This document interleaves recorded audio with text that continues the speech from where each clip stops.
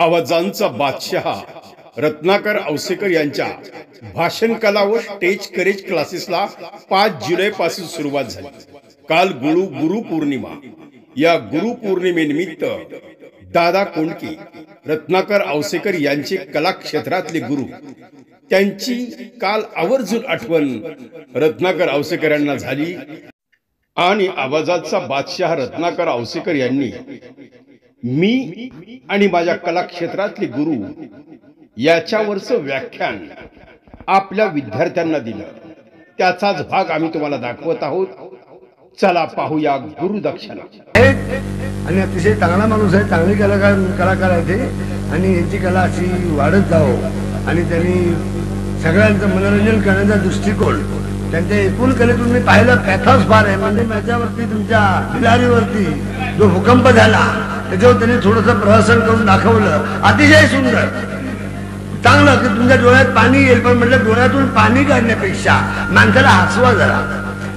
अर्थात भूकंपावर हसवता येत नाही मलाही माहिती आहे, पण शक्यतो तुम्ही असा एखादा कार्यक्रम बसवा की जेणेकरून लोक इच्छा माझी पुरी करच्या वेळेला हसत होते तसे हसायला पाहिजे। निर्माण होणार ना हा पहिला तुमच्यापासून सुरुवात होऊ देत, म्हणजे हजारो निर्माण करतील, तुम्हाला निर्माण करायची हिंमत आहे अजून। तुमचा कार्यक्रम यशस्वी हो आणि असे तुम्ही लोकांसमोर सारखे व्हावं। माझी पहिली टेलिफिल्म तुमच्या चरणी अर्पण होत दादा फेब्रुवारी मध्ये, आणि तुमचा आशीर्वाद घेऊनच मी दादा कोंडके ओके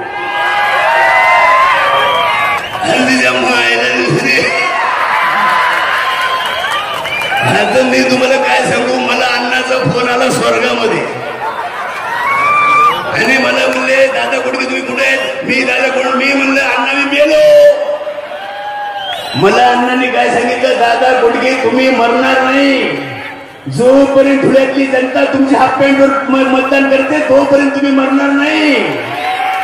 आता मी तुम्हाला एकच सांगतो, तिच्या महिला दिवशीने 28 गुंडांना तिकीट दिलं। उषा चव्हाणची शपथ घेऊन सांगतो, इथं फक्त लोकसंग्रह होणार आहे, बाकी नाही कुठे। यानंतरचा आवाज नाना पाटेकर, इको दरबार इको नाना पाटेकर।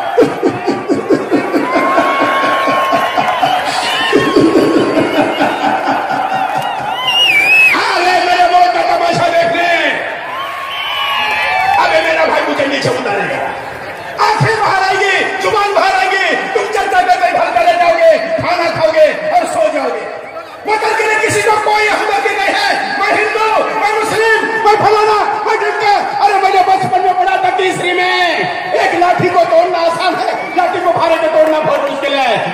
अन्ना को ते लाठी का भारा है।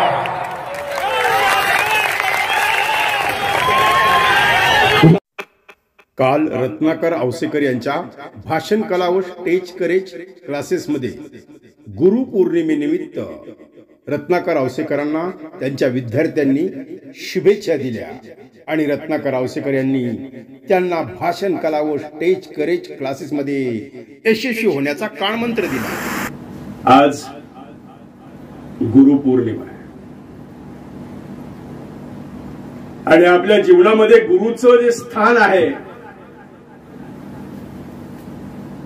हे सर्वात महत्वाचं स्थान आहे। प्रथम माता पिता आणि नंतर नंबर लागतो गुरुचा। प्रत्येकाच्या जीवनामध्ये गुरु येतच असतात, प्रत्येक टप्प्यावर गुरु बदलत असतात। मी एक मध्यमवर्गीय परिवारातला, आज जरी महाराष्ट्रात आवाजांचा बादशाह, भाषण करता, काय काय लोक म्हणतात, चित्रकार, अनेक परमेश्वरानं कला दिली। अरे परमेश्वरा, एकच कला द्यायची ना, अभिनय तर अभिनयच, नाटक तर नाटकच, किंवा आवाज तर आवाजच, चित्रकार तर चित्रकारच। पण ह्या माझ्या जीवनामध्ये एवढी उलथापालथ या कला क्षेत्रात झालेली की मी कोणती कला केली नाही असं एकही क्षेत्र नाही।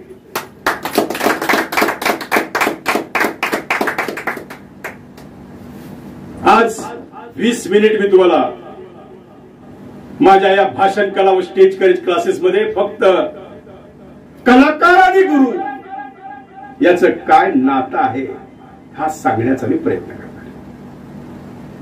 मित्रांनो, मला जवळपास बघा 5व्या वर्षापासून सगळं आठवायला लागतंय. जवळपास 5 वर्षापर्यंत कुठलीही कला अंगात नव्हती.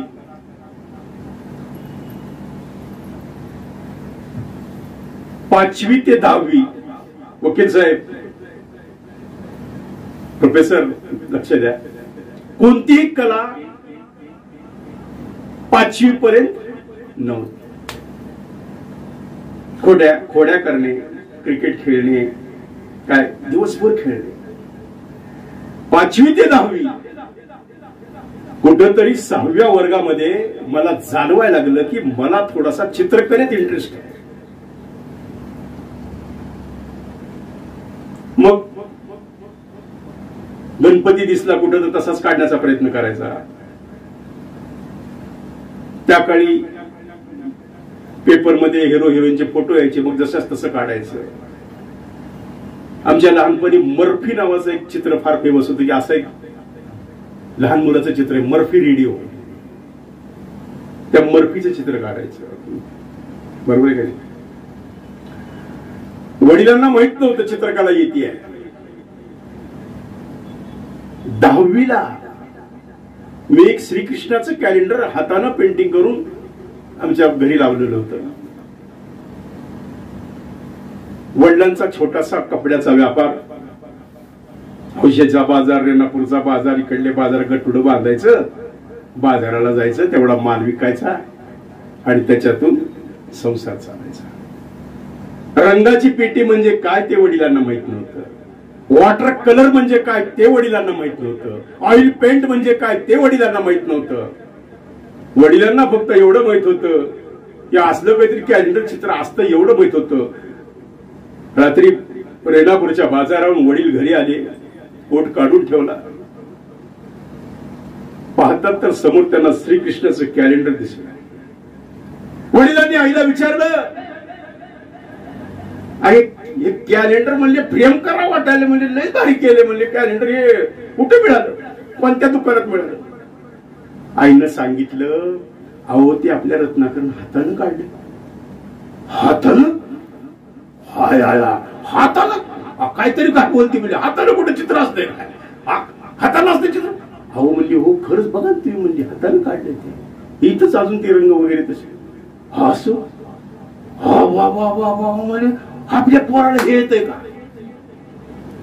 बघा म्हणजे वडिलांना आनंद किती झाला की माझ्या पोराला असं कॅलेंडर काढता येतं. तेवढा त्यांचा आनंद गगनात मावणा त्यांचा. सगळ्या गल्लीत सांग सुटले, अरे बघा बघा बघा, म्हणजे हातानं काढले चित्र हातानं काढले. एवढा आनंद त्यांना. आणि मग माझा 10वीचा रिझल्ट बाहेर आला. सगळ्या विषयात 35% मार्क. मी खचायला पाहिजे होत, मी नर्वस व्हायला पाहिजे होत, कारण एकाही विषयात 40 मार्क नव्हते. 35 रेकॉर्ड आहे.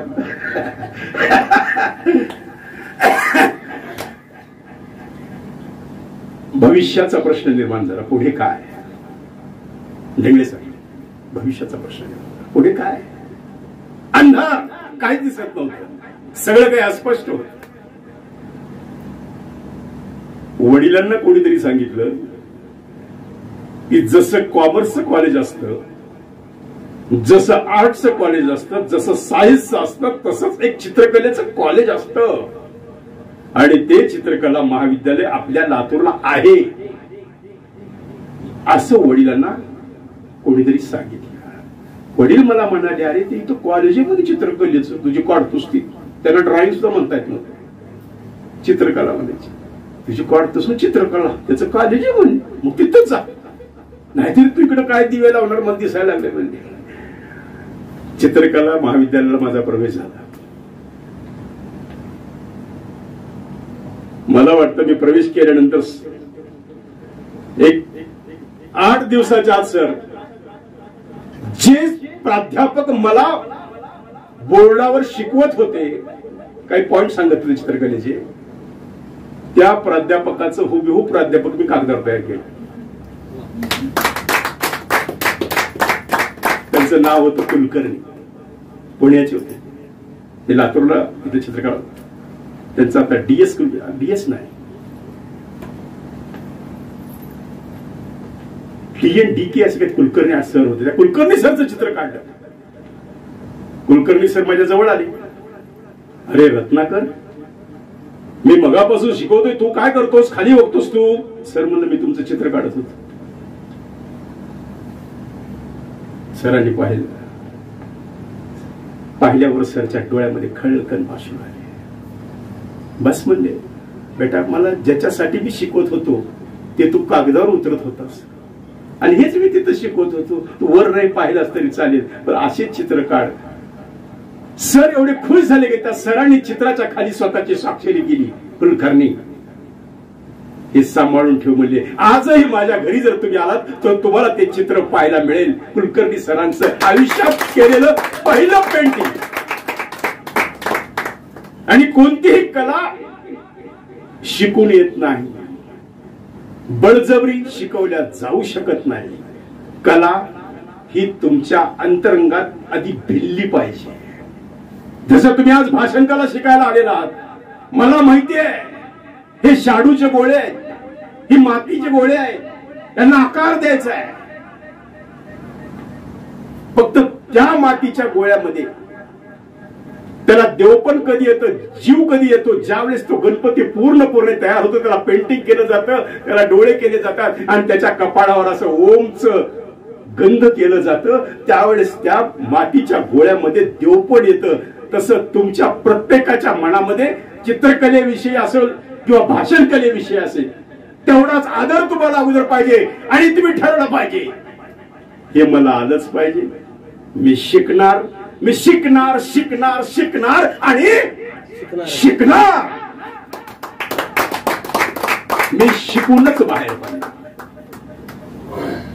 कारण ही तुमची यशाची पहिली पायरी असेल. तुमच्यातला आत्मविश्वास फार महत्वाचा. निवडणुकीला लोक लाखो रुपये खर्च, कोटी रुपये खर्च करतात आणि ठामपणे सांगत असतात विजयी तर मीच होणार. का? त्यांचं अंतर्मन त्यांना सांगत असतं की विजय आपलाच आहे. तसं तुमच्या प्रत्येकाच्या मनामध्ये हा अंतरंग निर्माण झाला पाहिजे. होय, कोण म्हणतं मला भाषण येत नाही? मी भाषण शिकणार, लाखो लोकांसमोर बोलणार आणि लाखो लोकांना टाळ्या द्यायला मजबूर करणार. एवढी ताकद माझ्यामध्ये निर्माण करणार. एवढा आत्मविश्वास तुम्हाला आला पाहिजे. हे तुम्हाला मी का सांगतोय? हे मी माझं चारित्र्य तुमच्या समोर उघडत नाहीये, पण मी तुम्हाला हे सांगतो की तुमच्यामध्ये आत्मविश्वास निर्माण करायचा आहे. आता दुसरा प्रश्न, लोक काय म्हणतील? बरोबर काय म्हणतील? लोक काय म्हणतील? लोक नांदणाऱ्याला नांदू देणार नाही, पळणाऱ्याला पळू देणार नाही. तुम्ही चांगलं केलं तर कोणी कौतुक करणार नाही, पण एक लक्षात ठेवा, वाईट केलं तर ताबडतोब तुम्हाला बोलणार काय हे चुकलं बरं का, पण चांगलं केलं तर कौतुक करणार नाही. उद्या जर तुमचा चुकून लोकमत सारख्या मोठ्या पेपरमध्ये फोटो आला, बिभीषण सांगवीकर मोठ्या पदावर, उदाहरण देतो मी, इलेक बिभीषण फोटो काय सांगता येत नाही, फोटो आला तर आमच्या बिभीषणला भेटणारे 4 मित्र आहेत, त्यातले जवळपास 3 लोक तुमच्याकडे पाहणार सुद्धा नाही. त्यांना माहिती आहे बिभीषणचा फोटो आज पेपर, पण ते पाहणार नाही, मुद्दाम इकडे बघून जाणार. तुम्हाला असं दाखवणार की त्यांनी पाहिलंच नाही, पण त्यांनी पाहिलेलं असतं हे लक्षात ठेवा.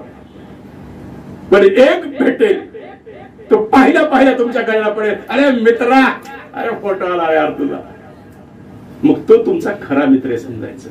आणि जे 3 त्यांना तुम्ही मित्र समजत होतात ते तुमचे शत्रू आहेत असं तुमच्या मनात समजायचं, इतरांना मी सांगायचं नाही, मनात समजायचं. बरोबर का ते? तर त्यामुळं लोक काय म्हणतील, लोकांना काही देणं घेणं नाही तुमचं. लोकांना काही देणं घेणं नाही. तुम्ही कोण काय काही देणं घेणं नाही लोकांना. फक्त तुम्हाला तुमचं स्वतःचं अस्तित्व घडवण्यासाठी तुम्हाला एखाद्या कलेला वाहून घ्यायचंय, तेवढा दृढनिश्चय तुम्हाला करायचा आहे. तेवढा हा शब्द आधी खोडून काढा, लोक काय म्हणतील. एवढं होईल की तुम्ही उद्या जर भाषण चांगलं दिलं तर लोक म्हणतील अरे वा राजकिरण क्या बात किया, बहुत बढ़िया बात किया. म्हणजे एवढा आत्मविश्वास तुमच्या राजकिरण आला पाहिजे, एवढा आत्मविश्वास आमच्या चंद्रकांत मध्ये आला पाहिजे, एवढा आत्मविश्वास आमच्या ढेंगळे सर मध्ये आला पाहिजे. हे तुमच्या भाषणाचं लोकांनी कौतुक केलं पाहिजे. मी सुरुवातीत बोलता बोलता सांगत होतो की माझा थोडा इतिहास मध्ये उघडतो. मी का सांगतो की तुम्हाला थोडं प्रोत्साहन आलं पाहिजे. चित्रकला कॉलेज झालं लातूरचं. मग आता पुढे काय, लातूरला एटीडी पर्यंत होतं, म्हणजे चित्रकला शिक्षक. शेवटचा टप्पा आयुष्यातला शिक्षक. आणि मला शिक्षक व्हायचं नव्हतं, शिक्षक व्हायचं नव्हतं. तर माझ्या घरामध्ये अनेक शिक्षक आहेत, तर त्यांचे हाल मी पाहत होतो. शिक्षक व्हायचं मग वडील म्हणजे आता पुढे काय शिकायचं काय. मग नंतर कळालं की जे स्कूल ऑफ आर्ट मुंबई याची शाखा औरंगाबाद मध्ये शासकीय कला महाविद्यालय किल्ल्यार कला, त्या कॉलेजला मी ऍडमिशन घ्यायला गेलो. ऍडमिशन घेतलं. ऍडमिशन झाल्यानंतर 1 महिन्याच्या आत मला तिथल्या प्राध्यापकांनी सांगितलं, त्यांचं आज मला माझ्या गुरुची माझी आठवण येते, कारण आज गुरु पौर्णिमा आहे. आज प्रत्येक गुरुचं स्मरण आपल्याला करायचं आहे. बरोबर आहे. लातूरच्या शिक्षकांनी चांगले संस्कार केले, आम्ही चांगल्या मार्गाने पास झालो. औरंगाबादच्या त्यावेळेचं औरंगाबाद, आजचं संभाजीनगर, त्या ठिकाणी जाऊन शिक्षण घेण्याचा प्रयत्न केला. तर 1 महिन्याच्या आत माझा रिपोर्ट असा आला. परमार सर होते, परमार सरांनी मला बोलून घेतलं. त्यांना सिगारेट प्यायची फार सवय होती, सिगारेट ओढत होते. अरे बाळा औसे रत्नाकर इकडे म्हणाले. म्हणलं बोला सर. सिगारेट ओढली, दूर सोडून दिला. तुला गावाकडे शेती आहे का? म्हणलं नाही सर. घरी काही पुन्हा सिगारेट अशी टाकली राख. काही व्यवसाय वगैरे गावाकडं? म्हणलं नाही. मग काय करणार म्हणले आयुष्यात? तू एक काम कर म्हणले, आयुष्याचा वेळ वाया घालू नको, गावाकडे जा आणि जर शेती नसेल तर इतरांच्या शेतामध्ये मजुरी कर. तेवढाच पर्याय तुझ्याकडे. मी तुला चित्रकला नाही शिकू शकत. काय हाल झाले असते माझे. आम्हाला फाटलं होतं. वडिलांची एकच आशा होती की माझ्या मुलानं मोठा चित्रकार व्हावं. आणि इथले प्राध्यापक मला सांगतात संभाजीनगरचे, गावाकडे जाऊन शेती कर, मजुरी कर. म्हणजे मला ते सुद्धा येत नाही. मी त्याच्यात सुद्धा नालायक आहे. मी स्वतःला नालायक नालायक नालायक असं स्वतःला समजून घेत राहिलो, मनात खुडत राहिलो. अख्खी रात्र झोपलो नाही मी की मी काय करू. शिक्षण नाही, चित्रकला नाही, धड कारकुने होता येत नाही. शिक्षक होण्याचा चान्स होता ते सोडून दिला. ईटीडी केलं नाही, डायरेक्ट मोठ्या वर्गाला ऍडमिशन घेतलं. त्यामुळे पुढे मास्टर होता येत नाही. मग करायचं काय? काय नाही म्हणले आता रोजगार हमी योजनेच्या कामावर जायचं. रात्रभर विचार केला, कारण सरांनी जी असाइनमेंट सांगितली होती ती असाइनमेंट मला काही समजतच नव्हती. मी करू शकत नव्हतो. ते असाइनमेंट होती अजेंडा पेपरचा एक मोनोग्राम तयार करायचा होता. Agenda paper AP. आणि मी 1000 एपी तयार केली अशी. एकदा इकडून घेतला आकार, एकदा कुठे होतो, तो लोगो काही तयार होत नव्हता. 1 महिना परेशान. मग 1 महिन्यानंतर त्यांनी सांगितले की तू गावाकडे जाऊन शेती कर, तू या आर्टच्या लायक नाहीयेस. आभाळ फाटलं. पण एक दिवस मी तयार केला. तुम्हाला सांगतो, आज त्या गुरुची आठवण मला चरणे म्हणजे काय स्मरण होते की माझे गुरु गेल्याच वर्षी वारलेत. ते त्यांचा आत्मावरून पाहत असेल.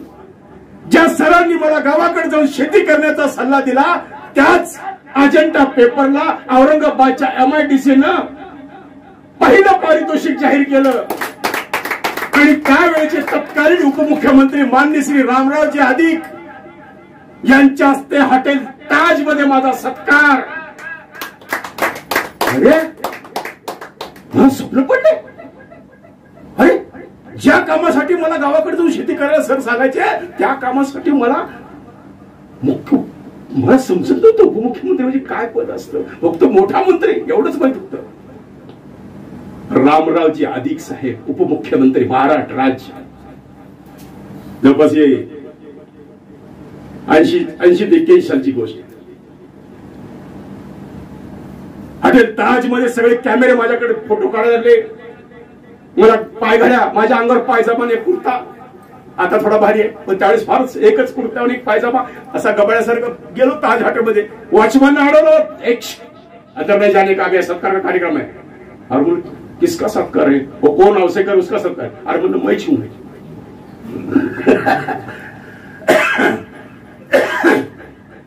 तू है अवसेकर, ये जिसका सत्कार बोर्ड लगा वो तू है. हम मैं हूं यार, तू पूछ ना यार, ये मेरा कॉलेज का आइडेंटिटी है यार.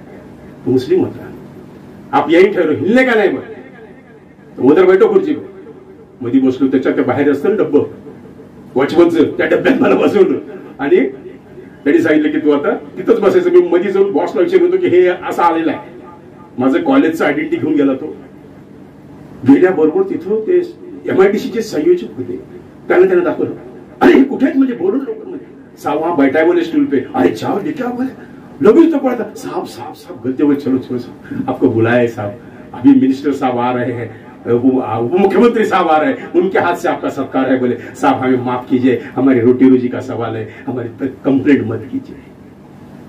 मला कंप्लेंट या शब्दाचा अर्थ सुद्धा सर त्यावेळेस कळत नव्हता की कंप्लेंटला काय म्हणतात. मग मीच त्याला म्हणलं कंप्लेंट बोल तो क्या रहता है, कुछ नाही साहब आप चाहिए. माणसाच्या जीवनामध्ये जर स्टार चमकायची वेळ आली तर काय होतं त्याचं हे उदाहरण. आणि ज्या सरांनी मला गावाकडे जाऊन शेती करायचा सल्ला दिला, त्याच सरांनी 1982 साली जानेवारी महिन्यामध्ये गोल्ड मेडल सन्मानित केलं अवघ्या 3 वर्षांनी.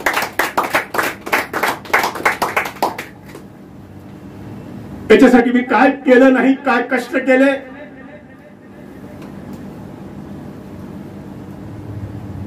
आठ दिवस चपातीचं दर्शन पाहिलं नाही. 8 दिवस पोटामध्ये अन्न नाही. गावाकडून वडिलांचे 175 रुपये महिना मनी ऑर्डर यायची. त्या काळी मनी ऑर्डर होती, फोन पे नव्हता. तेही मनी ऑर्डर आल्यास 30 रुपये रूम भाडं द्यायचं, 70 रुपये जेवणावळीचे द्यायचे, 100 रुपये संपले, राहिले 75 रुपये. 1 रुपये दररोज सकाळची पुरी भाजी चहा व्हायचा, ते 30 रुपये. 130 रुपये संपले, राहिले 25 रुपये. त्या राहिलेल्या 20-25 रुपयात कॉलेजचं सामान खरेदी करायचं, रंग, ब्रश, पेपर सगळं. त्या 175 रुपये, ते 175 रुपये माझ्यासाठी फार महत्वाचे होते. वडिलांची मनी ऑर्डर यायला 8 दिवस उशीर झाला. काकांकडे गेलो, काकांकडे. पाहुणे जवळ असावे याच्यासाठी असावे, जे त्या पाहुण्याकडून तुम्हाला घडता येतं लक्षात ठेवा. म्हणलं काका. तर हे काका कुठे होते, तर काका होते हॉटेल आपल्या औरंगाबादच्या घाटी हॉस्पिटलमध्ये एका मोठ्या पदावर डॉक्टर. काका कोण होते, कोण होते काका? डॉक्टर. डॉक्टरच्या बंगल्यात गेलो. रात्री 10:30 वाजता. पोटात काळवीळ होत होत. दिवसभर फक्त पाणी पिलेलं होतं. बंगल्यात प्रवेश केल्याबरोबर खिडकीतून, स्वयंपाकघराच्या खिडकीतून बिभीषण सुगंध दरवळत होता. गुलाबजामुनचा वास येत होता. गुलाबजामुन पाकात टाकल्यात तरी कसा वास येतो ना, तसा खमंग वास नाकामध्ये दरवळत होता. अरे यार म्हणलं काय वास आहे. वासानच अर्ध पोट भरलं. दिवाणखान्यात गेलो. काका बसलेले होते पेपर. काय रे रतन, मला रतन म्हणायचे. कस काय आलास? डॉक्टर असले तरी ते आपल्याकडले असल्यामुळे गावरान भाषा होती. म्हणलं काका 8 दिवस झालं पोटात काय नाही. शेवट 7-8 रुपये होते. रोज सकाळी एक पुरी भाजी खायची गुलमंडीवर, जीवन संपवायचं आणि संध्याकाळी पाणी पिऊन. पण आता आज तर झोप येत नाही काका. सकाळी खायला सकाळी मिळालंय. मला 1 रुपया द्या. किती? 1 रुपया. आजचा दिवस आहे, उद्या वडिलांची मनी ऑर्डर निघली. त्या काकानं मला उत्तर दिलं होतं, मी 1 रुपया देतो म्हणले, पण तू 1 रुपया मला परत आणून देशील याची गॅरंटी काय? किती? त्या दिवशी सर मला 1 रुपयाचं महत्व कळलं. त्या दिवशीपासून माझ्या घरात कधी मी 1 रुपया विनाकारण खर्च करत नाही. आणि 1 रुपया माझ्या तो मी कसा सांभाळतो तुम्ही माझ्या घरी येऊन बघा. त्या 1 रुपया कॉईनचा एक बॉक्स आहे माझ्याकडे. त्या 1 रुपया पाहिलं की माझ्या डोळ्यात असले पाणी येत. कारण त्या 1 रुपयासाठी मला माझ्या काकानं भिकारी बनवलं होतं. त्यानं मला विचारलं, अरे रक्ताचं नातं जरी असलं तर तू मला 1 रुपया आणून देशील याची गॅरंटी काय? रूमवर आलो. दिवसभर पेंटिंग करून चंद्रकांत पाण्याचा मग होता, त्याच्यात ब्रश टाकलेले होते. माठाकडे गेलो. आता लास्ट पर्याय वकील साहेब की पाणी पिऊन झोपायचं. मनाचं समाधान, आपण जेवलो असं समाधान करून झोपायचं. माठाकडे गेलो. डेंगळे सर, माठात सुद्धा पाणी नव्हतं. पाहता पाहता 12:30 वाजले रात्रीचे. पोटात कासा होत होता. आतडी तुटत होते. भुकेने व्याकुळ होत होतो. शेवट विचार केला, जगण्यात काय अर्थ आहे? चित्रकार म्हणून जगायचं तरी कशाला? आणि चित्रकार व्हायचं तरी कशाला? कलाकार तरी व्हायचं कशाला? उचलला तो पाण्याचा मग, रंगाचा मग, आणि कट कट कट कट नरड्याला लावला. अख्खं रंगाचं पाणी पिऊन टाकलं. कमीत कमी 1 लिटर, ज्यामध्ये ऑइल पेंट मिसळलेला होता, ज्यामध्ये वॉटर पेंट मिसळला होता, ज्यामध्ये पेन्सिल होती, त्यामध्ये सगळे विषारी द्रव्य होते. विचार केला, आता हे पाणी प्यायचं. जगलो तर जगलो, आणि नाही जगलो तर सकाळी डेड बॉडी आपली सरकार घेऊन जाईल लातूरला. आणि हे आज मी तुम्हाला गुरु पौर्णिमेच्या निमित्तानं सांगतोय की काय घडलंय. म्हणून मला गुरुचं फार स्मरण होत. गट गट गट गट पाणी पिलं. काय चमत्कार आहे बघा. त्या पाण्यानं सुद्धा पोट भरलो. सकाळची पहाट झाली होती. 5 वाजली होती. 5 वाजता बाजूला जैन मंदिर होतं. त्या जैन मंदिरातून भजनाचा आवाज सुरू झाला होता. कानावर मंजूळ स्वर येत होते. हे जैन धर्माचं गाणं वाजत होतं. आणि मला हळूहळू जाग येत होती. उठल्या उठल्या मी पाहतो, स्वतःला चिमटा घेतला. अरे अरे मी जिवंत आहे. चंद्रकांत, मी जिवंत आहे. अरे मी जिवंत आहे. मी गेलो नाही. एवढं विषारी पाणी पिऊन मी जिवंत आहे. हा हा, त्या बात आहे, मी जिवंत आहे. जिंकलो. आता जिंकलो. ते विषारी रंगाचं पाणी अंगात आल्यामुळेच माझ्यामध्ये नाना रंग निर्माण झाले आणि आयुष्य माझं रंगीन झालंय. मित्रांनो, खचलो नाही.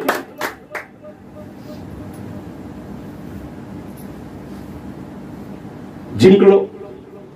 गोल्ड मेडल झालो.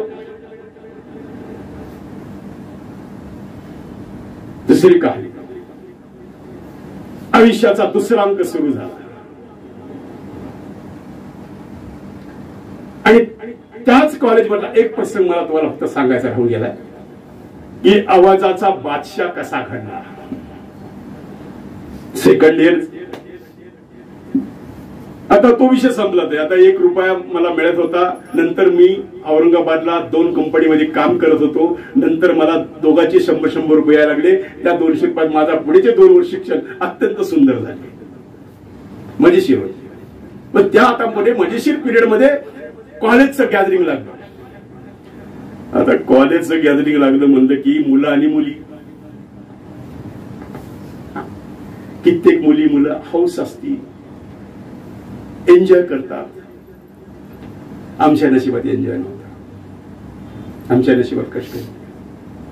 मुलं कॉलेजमध्ये एन्जॉय करायचे, कॅन्टीन मध्ये बसून भजी खायचे, चहा प्यायचे, टिंगल टवाळी, एकमेकाला हसी मजाक, एन्जॉय, फिरा, हे सगळं हे लाईफ सोडून देऊन मी कामावर जात होतो.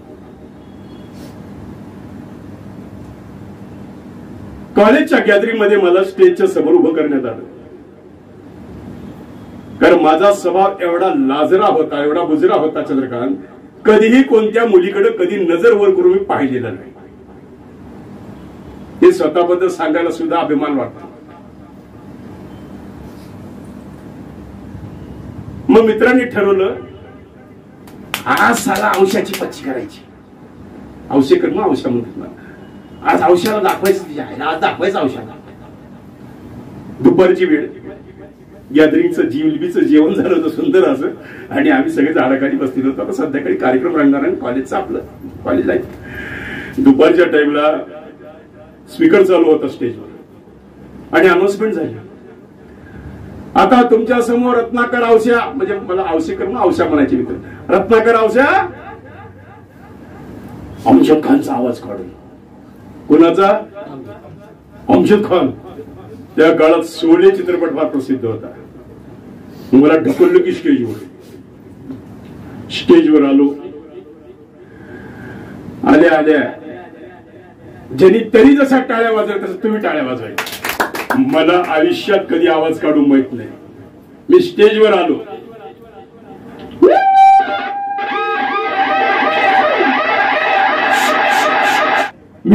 आलो, आणि अमजद खान माझ्या अंगामध्ये घुसला.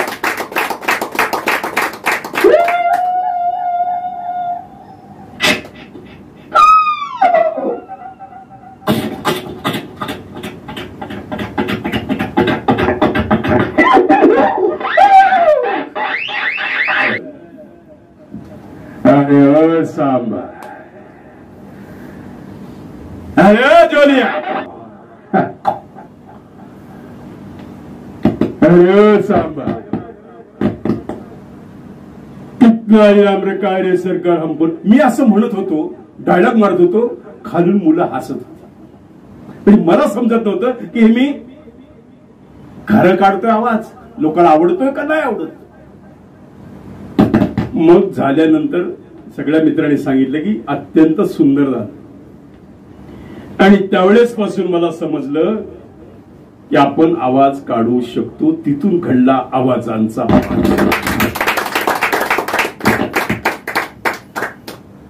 मित्रांनो, मग कॉलेजचं जीवन संपून लातूरला आलो. दुसऱ्याच दिवशी गव्हर्नमेंट ऑर्डर आली, सरकारी नोकरी कारकुनाची. Agriculture department, post clerk. कलाकार माणूस एवढा एवढं कलेचं रंग अंगात असताना जॉईन झालो सरकारी नोकरी. झालो बरं का, जॉईन झालो. पण साहेबांना एक गोष्ट खटकत होती. मला माहित नव्हतं की ऑफिस मध्ये सर आल्यानंतर त्यांना नमस्कार करायचा असतो. मी नमस्कारच केले. सरना राग आला. बेल वाजून, नवीन जॉईन झालेला, आज बोलवत आला इकडे. काय आज जॉईन झालं? हो आज जॉईन झालं. काही समजत नाही तुम्हाला? मला काय झालं? तुम्ही नमस्कार केला नाही मला नाही करणार. मला काय माहिती तुम्ही साहेब आहेत, नाही करणार नमस्कार. माझ्या जबरदस्ती का? मला सरकार कामाचे पैसे देते, तुमच्या नमस्कार करायचे नाही देत. तो स्वाभिमान माझ्या अंगामध्ये जागा झाला. दुसऱ्या दिवशी त्या साहेबाच्या हातात कागद दिला राजीनामाचा. दुसऱ्याच दिवशी. आणि आदल्याच दिवशी वडिलांनी गल्लीत एक आधीच मुलगी बघून ठेवली होती. आणि त्यांनी सांगितलं होतं की फक्त ह्याला जॉईन होऊ द्या, जॉईन झाले की लग्न. आणि मी इकडे राजीनामा देऊन आलो आणि वडील इकडे बैठक करून आले लग्नाची. कारण त्या काळामध्ये सरकारी नोकरी असल्याशिवाय मुलगी देत नव्हते. बर त्या काळामध्ये असं नव्हतं, आधी डेटला जाणे, दोघं चर्चा करणे, भेळ पाणीपुरी खाणे प्रकार नव्हता त्यावेळेस. काय बायकोला मी काय बायको हे लग्न झाल्यास म्हणालो 8 दिवसांनी. 8 दिवसांनी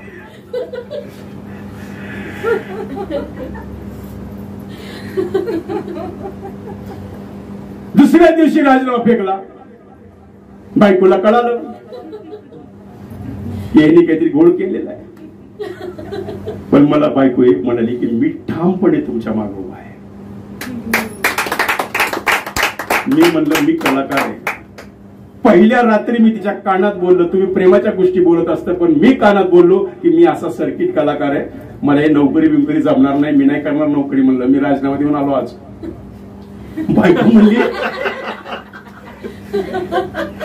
ही गिफ्ट दिलं का मला तुम्ही आज, पण ठामपणे माझ्या पाठीशी उभी राहिली की तुम्ही काळजी करू नका, मी तुमच्या पाठीशी.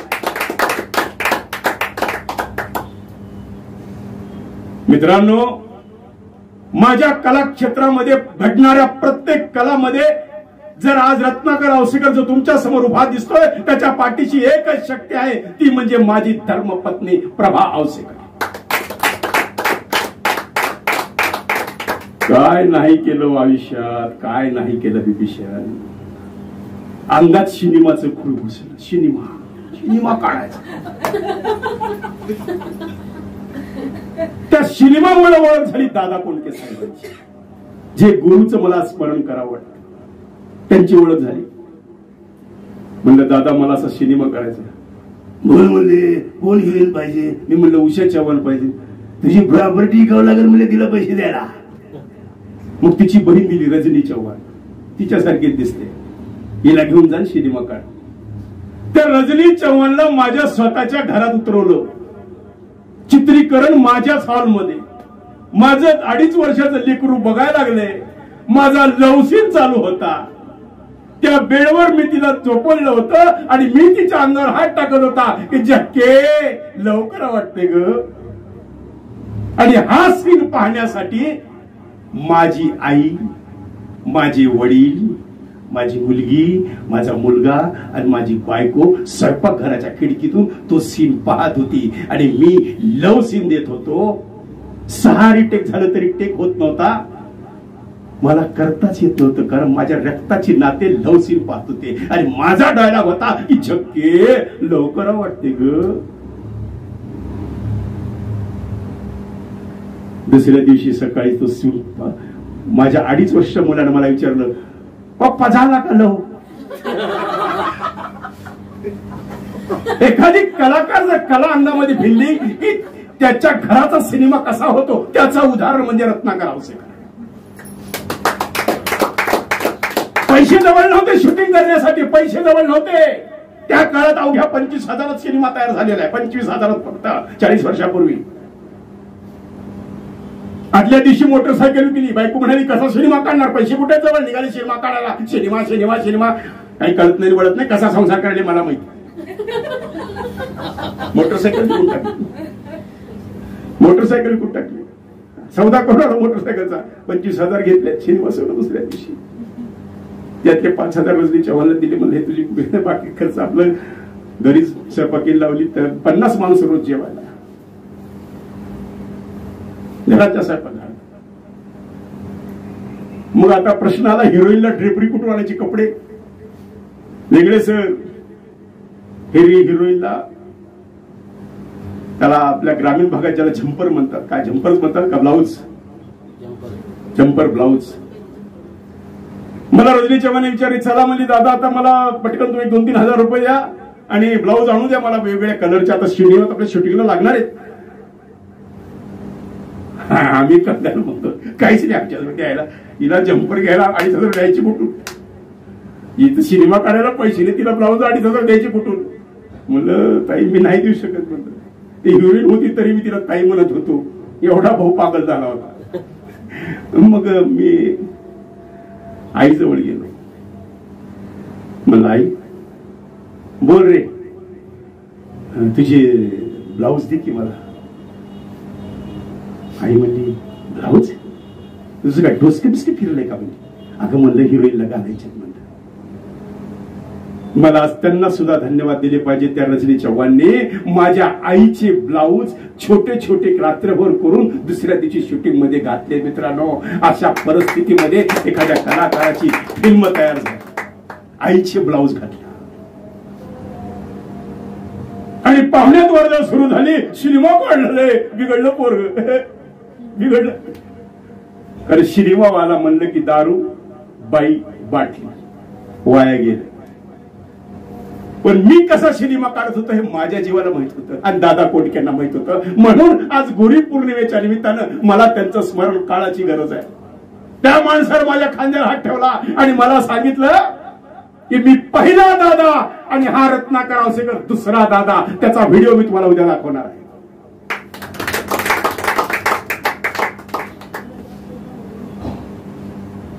जर दादा जिवंत असले असते तर हा रत्नाकर औसेकर तुमच्या समोर आज बसलाच नसता. मी आज कुठे असलो असतो मला माहित नाही.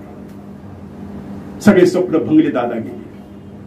म्हणून आज गुरुपौर्णिमेच्या निमित्तानं दादांचं स्मरण मला करणं भाग आहे. हे प्रसंग मी तुम्हाला आज का सांगतोय? का तुमच्यामध्ये लढण्याची ताकद निर्माण व्हावी. तर पुन्हा मला म्हणताल लोक काय म्हणतील, पुन्हा विचारतात लोक काय म्हणतील. मी जर विचार केला असता की लोक काय म्हणतील तर मी आज रत्नाकर औसेकर नसलो असतो. होय चंद्रकांत, तुझ्या कामावर ट्रॅक्टर चालवायला असलो असतो. त्यामुळं जसं काल माझ्या मित्राला सांगितलं की कलाकार होण्यासाठी, भाषणकर्ता होण्यासाठी, वक्तृत्ववान होण्यासाठी, काहीतरी निर्माण करण्यासाठी, आयुष्य घडवण्यासाठी वेडं व्हावं लागतं. आणि वेडेच माणसं इतिहास करतात, शहाणे इतिहास करत नाहीत. शिवाजी महाराज जन्मले पाहिजेत बिभीषणच्या घरात, माझ्या नको. शिवाजी महाराज फक्त तुमच्याच घरात जन्मावे, मनोज जरांगे तुमच्याच घरात जन्मावे, माझ्या घरात मनोज जरांगे नको. का तर एवढं उपाशी कोण राहा, उपास कोण करा. मनोज जरांगे सारखं तुझं पोरग आहे, तुझ्या पोरला कर ना मनोज जरांगे. नाही, माझ्या पोरला उपवास सहन होत नाही, मग कशाला धर्माच्या गोष्टी करतो. त्यामुळे एक लक्षात ठेवा, निंदकाचे घर असावे शेजारी. जेवढा निंदक सोबत आहे तेवढा तुमचा तो फार मोठा तुम्हाला मोठं करण्याचा हातभार लावणारा एक साथीदार आहे. लक्षात ठेवा. म्हणून निंदक नेहमी सोबत पाहिजे. आणि कधीही तुमच्या मनामध्ये असुरक्षेची भावना बिलकुल आली नाही पाहिजे.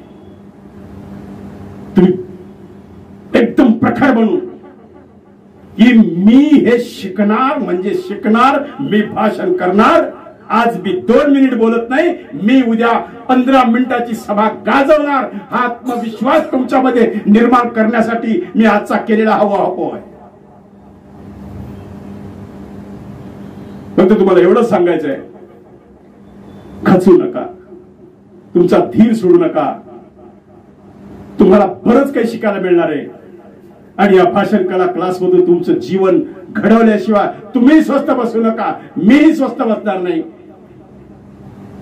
फक्त माझ्या लेकरासारखं मी तुम्हाला सांगतो की तुम्हाला मोठं झालेलं, तुम्हाला पदात बसलेलं, तुम्हाला खुर्चीत बसलेलं, तुम्हाला राजकारणात मोठं झालेलं पाहण्याचा आनंद कुणाला होणार नाही, तेवढा सगळ्यात जास्त आनंद मला होणार आहे. कारण ते माझे विद्यार्थी आहेत.